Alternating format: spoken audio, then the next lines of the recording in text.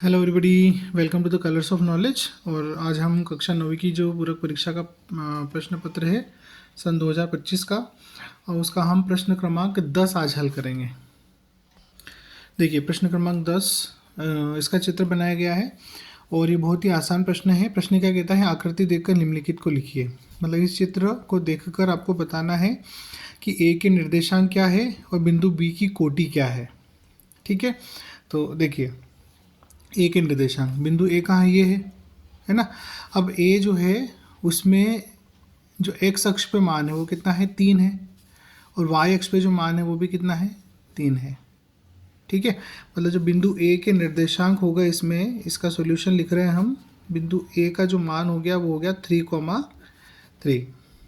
ठीक है, ये पहला प्रश्न आपका हो गया।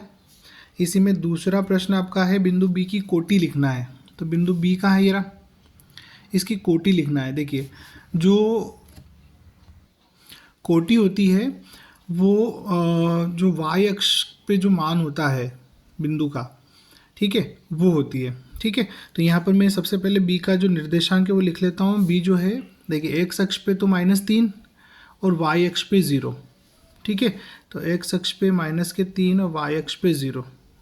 ठीक है, अब जो कोटि आपको लिखना है, तो कोटि कौन होता है, अभी हाल बोला मैंने आपको, ये भुज है और ये कोटि है ना। एक्स का जो मान होता है वो भुज होता है और वाई का जो मान होता है वो कोटि होता है। तो बी की जो कोटि है ना, बी की कोटि वो है आपकी 0।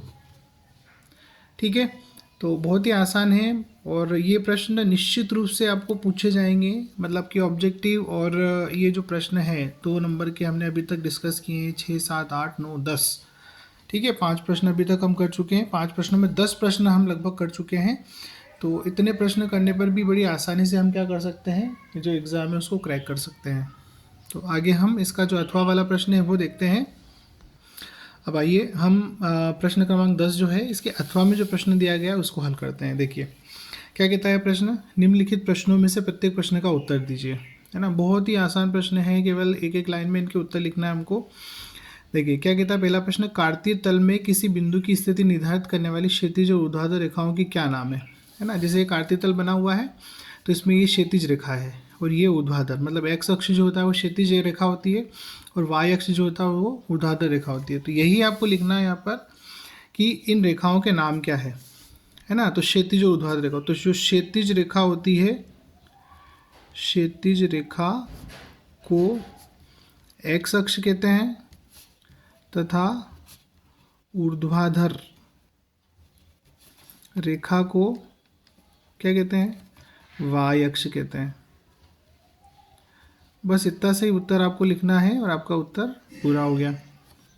अब ऐसे ही दूसरा प्रश्न इसी में, उस बिंदु का नाम बताइए जहाँ ये दोनों रेखाएं प्रतिच्छेद करती है। देखो ये दोनों रेखाएं, एक्स अक्ष और वाई अक्ष का प्रतिच्छेद हो रहा है, यहाँ पे हो रहा है।